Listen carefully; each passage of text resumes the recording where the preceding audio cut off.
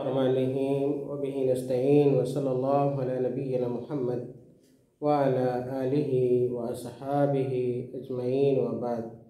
عزیز طلباء اور دیگر سامعین حضرات، شیخ محمد بن عبد الوہاب رحمہ اللہ کی کتاب الکبائر اور سلسلہ درس کا یہ 12واں سبق ہے۔ اس سے قبل ہم لوگوں نے 11 دروس اس کتاب سے پڑھے ہیں، اور شیخ کی اس کتاب میں جو درس نمبر ہے وہ 10 ہے۔ الدرس العاشر۔ شیخ رحمہ اللہ کہتے ہیں باب العداوت والبغضاء۔ شیخ رحمہ اللہ نے اس باب میں عداوت اور بغض سے متعلق آیتیں ذکر کی ہیں۔ عداوت اور بغض سے متعلق آیتیں ذکر کی ہیں، اور یہ بتلانے کی کوشش کی ہے شیخ رحمہ اللہ نے کہ عداوت، دشمنی، بغض رکھنا اور کینہ رکھنا یہ اچھے مسلمان کی پہچان نہیں ہے، اچھے مسلمان کی پہچان نہیں، بلکہ شیخ رحمہ اللہ نے ان دونوں خصلتوں کا شمار کبائر میں کیا ہے، ان دونوں خصلتوں کا شمار کبائر میں کیا ہے۔ اور شیخ رحمہ اللہ نے جو سب سے پہلی آیت اس تعلق سے ذکر کی ہے، اس کو اگر آپ پڑھیں گے تو یہ معلوم ہوگا کہ اگر کوئی مسلمان کتاب و سنت پر عمل پیرا ہو اور اپنے مسائل کو کتاب و سنت کی روشنی میں حل کرنے کی کوشش کرے تو یہ بغض یا کہ عداوت کی نوبت نہیں آئے گی، یا کہ عداوت ختم ہو سکتی ہے اور بغض ختم ہو سکتا ہے۔ شیخ رحمہ اللہ نے جو آیت ذکر کی ہے، آپ دیکھیں اس آیت کو۔ اللہ رب العالمین نے بیان فرمایا یا ایہا الذین آمنوا اطیعوا اللہ و اطیعوا الرسول و اولی الامر منکم فإن تنازعتم فی شیء فردوه الی اللہ والرسول ان کنتم تؤمنون باللہ والیوم الآخر ذالک خیر و احسن تأویلا۔ یہ سورۃ النساء کی آیت نمبر 59 ہے، اور اس آیت کریمہ میں جیسا کہ میں نے عرض کیا، عداوت اور بغض کی جو جڑ ہو سکتی ہے اس کو کاٹنے کی کوشش کی گئی ہے، یا کہ عداوت اور بغض کا علاج اس آیت کے اندر بتلایا گیا ہے۔ اللہ رب العالمین نے کہا اے وہ لوگو جو ایمان لائے ہو، یا ایہا الذین آمنوا اطیعوا اللہ و اطیعوا الرسول، تم اللہ کی اطاعت کرو اور اللہ کے رسول صلی اللہ علیہ وسلم کی اطاعت کرو۔ اگر آپ اس آیت کریمہ کی تفسیر پڑھیں گے یا پڑھنے کی کوشش کریں گے تو آپ کو پتہ چلے گا کہ اللہ رب العالمین نے اپنی پیروی اور اپنے رسول صلی اللہ علیہ وسلم کی پیروی کرنے کا مستقل طور پر حکم دیا ہے کہ ہم اور آپ اس بات کے پابند ہیں کہ ہم اللہ رب العالمین کے پیروکار بن جائیں اور اللہ کے رسول صلی اللہ علیہ وسلم کے بھی پیروکار بن جائیں۔ دراصل اتباع اور پیروی اللہ تعالیٰ ہی کی ہوتی ہے، اور اللہ کے نبی صلی اللہ علیہ وسلم کی پیروی دراصل کس کی پیروی ہے؟ اللہ تعالیٰ ہی کی پیروی ہے۔ جیسا کہ اگر آپ قرآن کریم پڑھیں گے تو پتہ چلے گا کہ اللہ تعالیٰ نے کہا الا لہ الخلق والامر، الا لہ الخلق والامر، کہ یہ ساری کائنات، ساری مخلوقات اللہ کے لیے ہے اور حکم بھی کس کا ہے؟ اللہ کا ہے۔ اور اللہ کے نبی صلی اللہ علیہ وسلم اپنی امت کو وہی بتلاتے رہے، وہی حکم دیا جو اللہ رب العالمین کا حکم ہوا کرتا تھا۔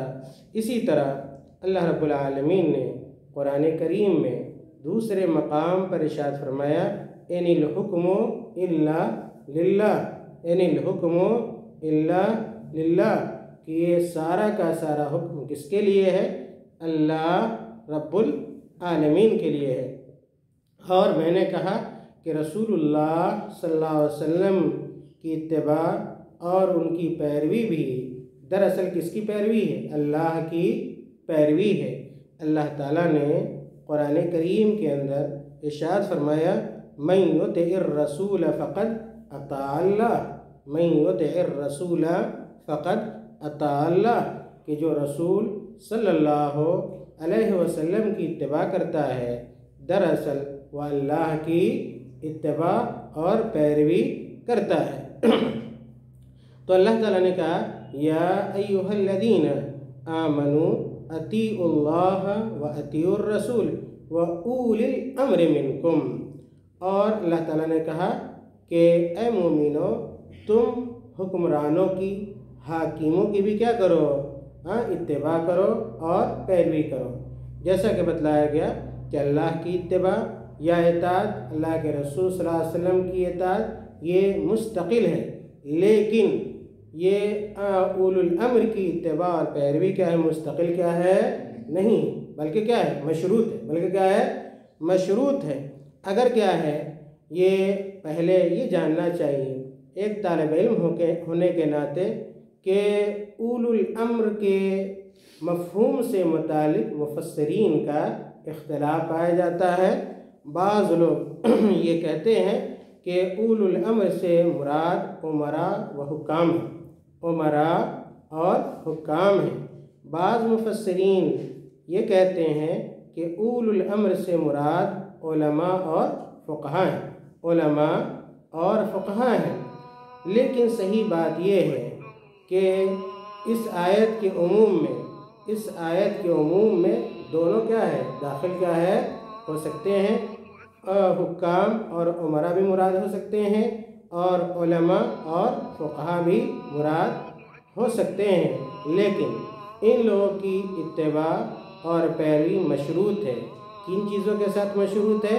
کتاب و سنت کے ساتھ، کتاب و سنت کے ساتھ، کہ اگر یہ لوگ اللہ کے پیروکار رہتے ہیں یا اطاعت کرتے ہیں، اللہ کے رسول صلی اللہ علیہ وسلم کی اطاعت کرتے ہیں، تو ان لوگوں کی بات مانی جائے گی، ورنہ ان لوگوں کی باتوں کا کوئی اثر نہیں ہوگا، یا ہے کہ ان لوگوں کی باتوں کا کوئی اعتبار نہیں ہوگا۔ اللہ کے رسول صلی اللہ علیہ وسلم نے بھی اس طرف توجہ مبذول کرائی ہے۔ اگر آپ حدیثوں کا جائزہ لیں گے تو پتہ چلے گا کہ اللہ کے نبی صلی اللہ علیہ وسلم نے بیان فرمایا، لا طاعت مخلوق، او یا یہ کہ لا طاعت لمخلوق فی معصیت الخالق، لا طاعت لمخلوق، کسی مخلوق کے لیے کوئی اطاعت نہیں ہے اگر خالق کی معصیت ہو رہی ہو، اگر اللہ تعالیٰ کی نافرمانی لازم آ رہی ہو، تو ایسی صورت میں ہم کسی کی بھی بات ماننے کے پابند نہیں ہیں۔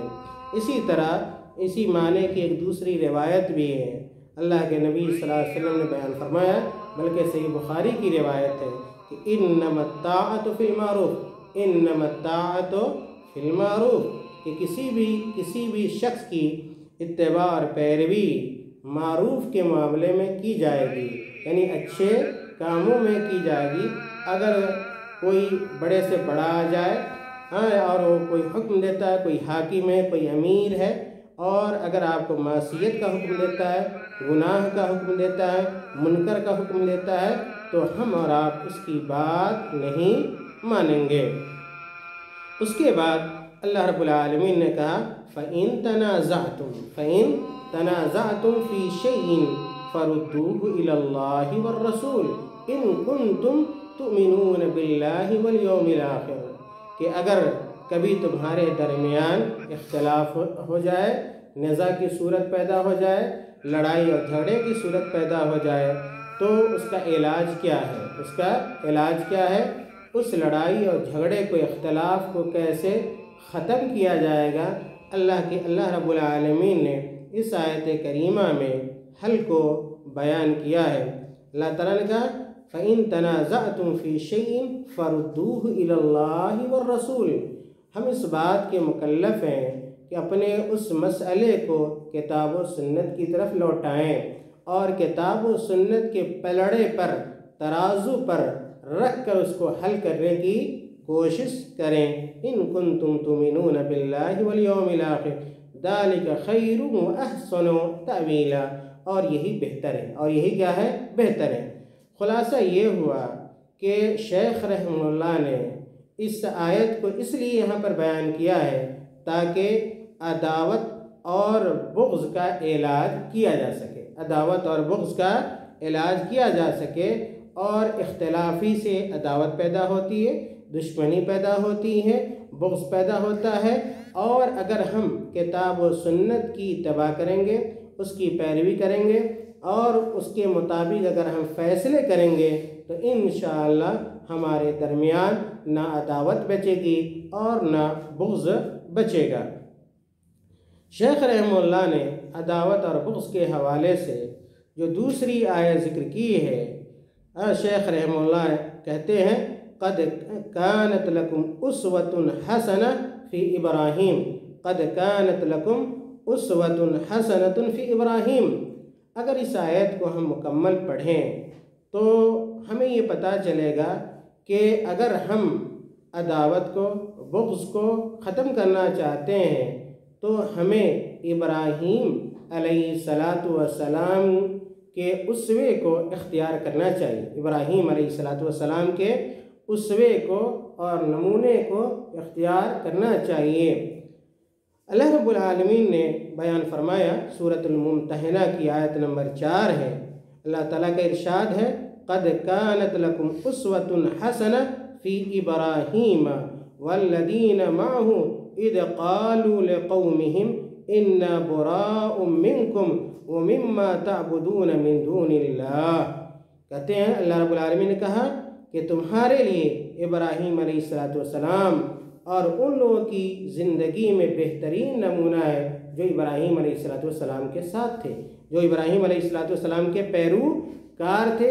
ابراہیم علیہ السلام اور ان کے پیروکاروں میں تمہارے لیے کیا ہے؟ بہترین اسوہ ہے، بہترین نمونہ ہے۔ جب ابراہیم علیہ السلام اور ان کے پیروکاروں نے کافروں سے، مشرکوں سے کہا اذ قالوا لقومهم، جب ابراہیم علیہ السلام اور ان کے پیروکاروں نے اپنی قوم سے کہا، کیا کہا؟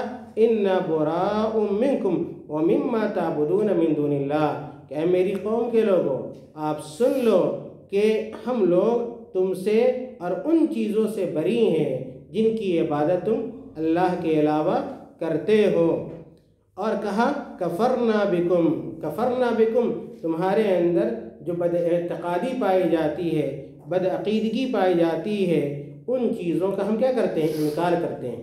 یہ ابراہیم علیہ السلام اور ان کے پیروکاروں نے اپنی قوم کے لوگوں سے کہا، ان لوگوں سے جو بتوں کی عبادت کیا کرتے تھے، جو اللہ رب العالمین کو چھوڑ کر شجر و حجر کی عبادت کیا کرتے تھے، اور کہا ابراہیم علیہ السلام نے کہ وَبَدَا بَيْنَنَا وَبَيْنَكُمُ الْعَدَاوَةَ وَالْبَغْضَاءَ أَبَدًا، اور کہا ابراہیم علیہ السلام نے کہ تم توحید پر نہیں ہو، تم لوگ شرک پر عمل پیرا ہو، اس لیے ہمارے اور تمہارے درمیان کیا رہے گی؟ عداوت رہے گی، شرک کی بنیاد پر اور اسی طرح کفر کی بنیاد پہ ہمارے اور تمہارے درمیان کیا ہے؟ عداوت رہے گی، بغض رہے گی، یہاں تک کہ تم لوگ شرک کی روش کو کیا کر دو؟ چھوڑ دو، شرک کے طریقے سے اور شرک کے راستے سے کیا ہے؟ باز آ جاؤ اور ایک اللہ پر کیا ہے؟ ایمان لے آؤ، ایک اللہ پر ایمان لے آؤ۔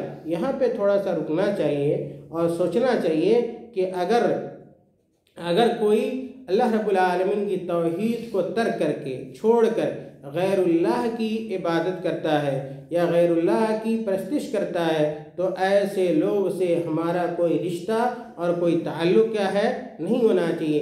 دین کی بنیاد پر، توحید کی بنیاد پر، سنت کی بنیاد پر ہم کسی سے کیا ہے بغض کیا ہے رکھ سکتے ہیں، عداوت کیا ہے رکھ سکتے ہیں۔ اس آیت میں اس بات کی طرف بھی اشارہ ہے کہ ہمارا ناتا اور رشتہ یا ہے کہ ترک موالات ہونا چاہیے کن سے؟ مشرکوں سے۔ کن سے؟ مشرکوں سے یا غیر اللہ کے پرستاروں سے، غیر اللہ کے پرستاروں سے، یعنی ان کی عبادت کرنے والوں سے، اس وقت تک جب تک کہ والوں کیا توحید پر آمادہ نہ ہو جائیں اور اپنے کفر اور شرک سے تائب کیا ہے نہ ہو جائے۔ کہا ابراہیم علیہ السلام نے حتیٰ تؤمنوا باللہ، حتیٰ تؤمنوا باللہ وحدہ الا قول ابراہیم لأبیہ لأستغفرن لک وما املک لک من اللہ من شیء۔ اور کہا اللہ تعالیٰ نے کہ سوائے کہ ابراہیم علیہ السلام کے اسوے کو اختیار کیا جائے گا، ان کے ماننے والے کے اسوے کو اختیار کیا جائے گا، سوائے ابراہیم علیہ السلام کے اس قول کے جو انہوں نے کیا ہے اپنے والد سے متعلق کہا تھا، اپنے والد سے متعلق کہا تھا۔ کیا کہا تھا اپنے والد سے متعلق؟ کہ میں آپ کے لیے کیا کروں گا؟ اللہ تعالیٰ سے بخشش طلب کروں گا، اللہ تعالیٰ سے معافی مانگوں گا۔ اور ابراہیم علیہ السلام نے یہ بات اس وقت کہی تھی جب ان کو معلوم نہیں تھا کہ ہمارے والد بھی کیا ہے اللہ کے دشمن ہیں، اللہ کے کیا ہے دشمن ہیں۔ لیکن جب ان کو پتہ چل گیا کہ ان کی دشمنی ختم ہونے والی نہیں ہے اور تائب ہونے والے نہیں ہیں، ان کی اصلاح ممکن نہیں ہے، جب اللہ تعالیٰ نے اس کے بارے میں بتلا دیا تو ابراہیم علیہ السلام نے اپنے والد سے بھی کیا ہے برات کا اظہار کر لیا، اپنے والد سے بھی برات کا اظہار کر لیا، جیسا کہ قرآن کریم میں دوسری جگہوں پر موجود ہے۔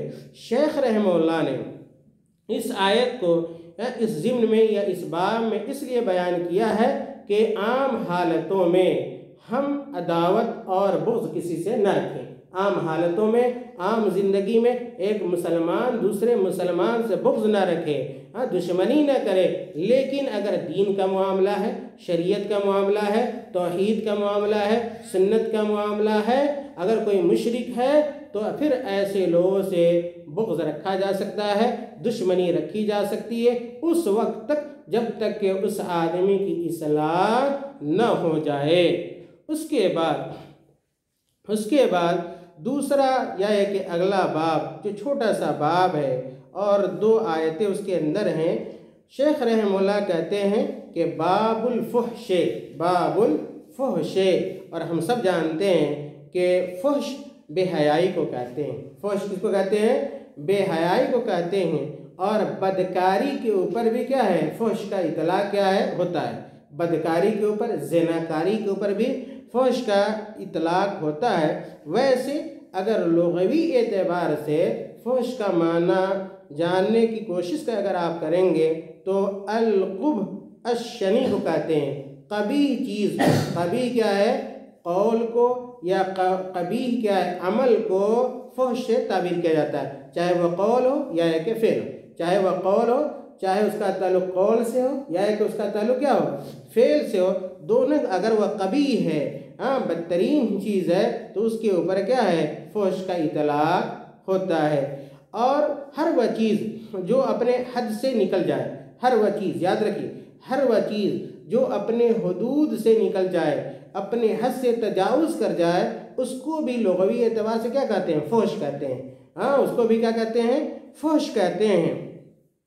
شیخ رحمہ اللہ نے بے حیائی کو کبائر میں شمار کیا ہے، بے حیائی کو، قول قبیح کو، فعل قبیح کو شیخ رحمہ اللہ نے بے حیائی میں شمار کیا ہے۔ اور اس تعلق سے اس کی قباحت سے متعلق اور اس کے گناہ سے متعلق شیخ رحمہ اللہ نے صرف 2 آیت ذکر کی ہے۔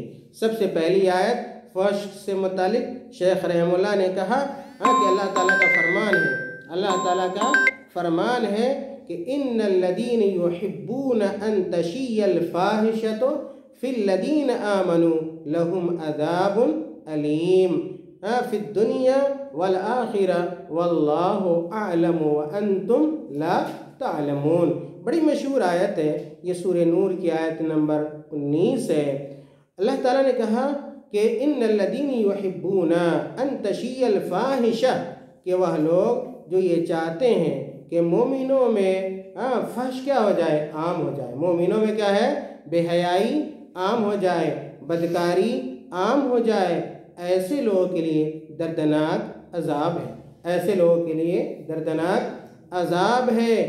اور اس دردناک عذاب سے دنیا میں بھی ایسے شخص کو گزرنا پڑے گا، اور آخرت میں بھی کیا ہے؟ ایسے لوگوں کے لیے دردناک عذاب ہے۔ فی الدنیا والآخرہ واللہ اعلم وانتم لا تعلمون۔ اللہ تعالیٰ جو جانتا ہے اس کے بارے میں آپ کیا ہے؟ نہیں جانتے۔ واللہ اعلم، سب سے زیادہ جاننے والا کون ہے؟ اللہ تعالیٰ ہے۔ وانتم لا تعلمون، اور آپ کو کسی بارے میں کوئی خبر کیا ہے؟ نہیں ہے۔ اس آیت سے سیدھے طور پہ یہ فحش کاری یا ایک بے حیائی، بدکاری مراد ہے، اور ایک مسلمان کو ہر اس قول سے، اس فعل سے اپنے دامن کو بچانا چاہیے، اپنی حفاظت کرنی چاہیے جس کے اندر فحش ہو، جس کے اندر کیا ہے؟ فحش ہو، یا ایک بے حیائی ہو، یا ایک برائی ہو، بدکاری ہو، اور ساتھ ہی ساتھ ان وسائل سے، ان ذرائع سے بھی بچنا چاہیے جو آپ کو فحش کاری تک، بے حیائی تک اور برائی تک کیا کرے؟ پہنچا دے۔ آج سماج کے اندر، معاشرے کے اندر اس طرح کی بہت ساری چیزیں کیا ہے؟ رائج ہیں اور داخل ہیں۔ یہ سوشل میڈیا ہے، اور یہ دوسری جو چیزیں ہیں، مشینیں ہیں، ان چیزوں کے ذریعے ویب سائٹس ہے، فیس بک ہے، ٹویٹر ہے، واٹس ایپ ہے، اور دوسری جو چیزیں ہیں، جدید ایجادات و اختراعات ہیں، ان کا بھی استعمال بہت سوچ سمجھ کر اور محتاط انداز میں کرنا چاہیے۔ ایسا نہ ہو کہ ان آلات کی وجہ سے، ان وسائل اور ذرائع کو اختیار کر کے، یا یہ کہ یہ وسائل اور ذرائع دانشتہ طور پہ یا نادانشتہ طور پر ہمیں اور آپ کو بے حیائی تک پہنچا دے۔ آج سماج کے اندر جو بے حیائی کا دورہ ہے، خاص طور سے جو زناکاری ہو رہی ہے، بدکاری ہو رہی ہے، اور عزت و عصمت نیلام ہو رہے ہیں، چاہے وہ لڑکے کے ہوں یا ایک لڑکیوں کی عزت و آبرو ہو، اس میں بڑا رول کیا ہے؟ ان آلات کا ہے، اور ان وسائل اور ذرائع کا ہے۔ چنانچہ ان چیزوں پہ توجہ دینی چاہیے اور اس سے بچنے کی مکمل کوشش کرنی چاہیے۔ اگر ہم ان چیزوں کو برائی کے پھیلانے کے لیے عام کر رہے ہیں، چنانچہ یہ تمام چیزیں اس آیت کے اندر کیا ہے؟ داخل ہے، اور اللہ رب العالمین دنیا اور آخرت میں ہمارا اور آپ کا سخت کیا ہے؟ مواخذہ کرے گا۔ شیخ رحمہ اللہ نے بے حیائی سے متعلق دوسری جو آیت ذکر کی ہے، کہتے ہیں اللہ رب العالمین کا یہ فرمان کہ اِذَا نَصَحُوا لِلَّهِ وَرَسُولِهِ مَا عَلَى الْمُحْسِنِينَ مِن سَبِيلٍ۔ اِذَا نَصَحُوا لِلَّهِ وَرَسُولِهِ مَا عَلَى الْمُحْسِنِينَ مِن سَبِيلٍ۔ یہ سورہ توبہ کی آیت نمبر 91 ہے۔ سورہ توبہ کی آیت نمبر کیا ہے؟ 91 ہے۔ اس آیت کو اگر تھوڑا شروع سے پڑھیں تو بات واضح ہوگی۔ اللہ تعالیٰ نے فرمایا کہ لَيْسَ عَلَى الضُّعَفَاءِ وَلَا عَلَى الْمَرْضَى وَلَا عَلَى الَّذِينَ لَا يَجِدُونَ مَا يُنْفِقُونَ حَرَجٌ إِذَا نَصَحُوا لِلَّهِ وَرَسُولِهِ مَا عَلَى الْمُحْسِنِينَ مِن سَبِيلٍ وَاللَّهُ غَفُورٌ رَحِيمٌ۔ وَاللَّهُ غَفُورٌ رَحِيمٌ۔ اس آیت کا سیدھا سادہ ترجمہ یہ ہو سکتا ہے کہ ضعیفوں پر اور بیماروں پر اور ان پر جن کے پاس خرچ کرنے کو کچھ نہیں ہے، کوئی حرج نہیں ہے، بشرطے کہ وہ اللہ اور اس کے رسول صلی اللہ علیہ وسلم کی خیر خواہی کرتے رہیں، بشرطے کہ وہ اللہ اور اس کے رسول صلی اللہ علیہ وسلم کے خیر خواہ رہیں، خیر خواہی کرتے رہیں۔ ایسے نیک کاروں پر الزام کی کوئی راہ نہیں، اللہ تعالیٰ بڑی مغفرت اور رحمت والا ہے۔ یہ آیت سورہ توبہ کی ہے جیسا کہ بتلایا گیا، اور اس آیت کا نزول جو خاص طور سے ہے وہ غزوہ تبوک کے موقع سے، غزوہ تبوک کے موقع سے۔ اور آپ جانتے ایک طالب علم ہونے کے ناطے کہ اللہ کے نبی صلی اللہ علیہ وسلم کے غزوات میں سے، اللہ کے نبی صلی اللہ علیہ وسلم کے غزوات میں سے، جیسا کہ بعض سیرت نگاروں نے لکھا، بالخصوص علامہ ابن قیم الجوزیہ رحمۃ اللہ علیہ نے زاد المعاد کے اندر کہ آپ صلی اللہ علیہ وسلم نے کی جو غزوات ہیں ان کی کل تعداد کتنی ہے؟ 27 ہے۔ کتنی ہے؟ 27 ہے۔ اور بھی اقوال پائے جاتے ہیں، لیکن یہ شیخ ابن قیم رحمہ اللہ کی رائے ہے۔ انہی غزوات میں سے غزوہ کون سا ہے؟ وہ غزوہ کون سا ہے؟ غزوہ تبوک ہے۔ اور آپ کو یہ بھی جاننا چاہیے کہ غزوہ اور سریہ میں کیا ہے؟ فرق ہے۔ آپ صلی اللہ علیہ وسلم جس جنگ میں شریک رہے بنفس نفیس، اس کو کیا کہا جاتا ہے؟ غزوہ کہا جاتا ہے۔ اور جس جنگ میں آپ صلی اللہ علیہ وسلم کی شرکت نہ رہی اس کو کیا کہا جاتا ہے؟ سریہ کیا ہے کہتے ہیں۔ اور یہ غزوہ تبوک سن 9 ہجری میں، سن رجب کے مہینے سن 9 ہجری میں یہ غزوہ ہوا، جس میں مسلمانوں کی ایک بڑی تعداد تھی، تقریباً 30,000 کیا ہے مسلمان کیا ہے شریک تھے۔ اور رومیوں کے خلاف کیا ہے یہ جنگ ہوئی، رومیوں کے خلاف یہ جنگ ہوئی، اور صحابہ کرام نے بڑھ چڑھ کر اس جنگ میں حصہ لیا اور اپنا مال کیا ہے خرچ کیا۔ یہی وہ جنگ ہے جس میں عثمان رضی اللہ تعالیٰ نے تقریباً 300 اونٹ دیے، تقریباً کیا ہے 300 اونٹ دیے۔ حضرت ابو بکر رضی اللہ تعالیٰ عنہ اپنے گھر کا سارا اثاثہ اٹھا کر لے آئے۔ حضرت عمر رضی اللہ تعالیٰ عنہ اپنے گھر کے اثاثے کا آدھا حصہ لا کر اللہ کے نبی صلی اللہ علیہ وسلم کے سامنے پیش کر دیا۔ اور جن صحابہ کے پاس کچھ نہیں تھا وہ بڑے افسردہ خاطر تھے۔ تمام صحابہ کی یہ خواہش تھی کہ اگر ہمارے پاس بھی ہوتا تو ہم اسلام کے لیے، دین کے لیے اپنا مال کیا ہے خرچ کرتے۔ تو اسی سیاق میں اس آیت کو سمجھنے کی کوشش کریں کہ جن صحابہ کے پاس کچھ نہیں تھا وہ افسردہ خاطر تھے، وہ افسوس کر رہے تھے۔ چنانچہ اللہ تعالیٰ نے کیا کہا کہ لیس علی الضعفاء ولا علی المرضى ولا علی الذین لا یجدون ما ينفقون حرج، کہ جو کمزور لوگ ہیں، بوڑھے لوگ ہیں، مریض لوگ ہیں، یا جن کے پاس خرچ کرنے کے لیے کچھ بھی کیا ہے نہیں ہے، ان کے اوپر کوئی حرج کی بات ان کے لیے یا کوئی مذائقہ کیا ہے نہیں ہے، بشرطے کہ اذا نصحوا للہ ورسولہ، کہ اللہ کے لیے وہ خیر خواہ رہیں اور اللہ کے رسول صلی اللہ علیہ وسلم کے خیر خواہ رہیں۔ اور پھر اللہ تعالیٰ نے کہا کہ ایسے نیک کاروں پر الزام کی کوئی راہ نہیں ہے، اور اللہ رب العالمین بڑا معاف کرنے والا اور بڑا کیا ہے رحم کرنے والا ہے۔ خیر، ایک مسلمان کو ہر حال میں اپنے اللہ کے لیے اور اللہ کے رسول صلی اللہ علیہ وسلم کے لیے اور مسلمان حکمرانوں کے لیے، عام لوگوں کے لیے کیا ہونا چاہیے؟ خیر خواہ کیا ہے ہونا چاہیے۔ صحیح مسلم کی روایت آتی ہے کہ الدین النصیحہ، الدین النصیحہ، پورا دین، پوری شریعت یہ کس چیز کا نام ہے؟ خیر خواہی کا۔ صحابہ نے پوچھا تو آپ صلی اللہ علیہ وسلم نے کہا کہ ہم خیر خواہی کریں۔ خیر خواہی کا مطلب کیا ہوتا ہے؟ خیر چاہنا۔ کیا ہوتا ہے؟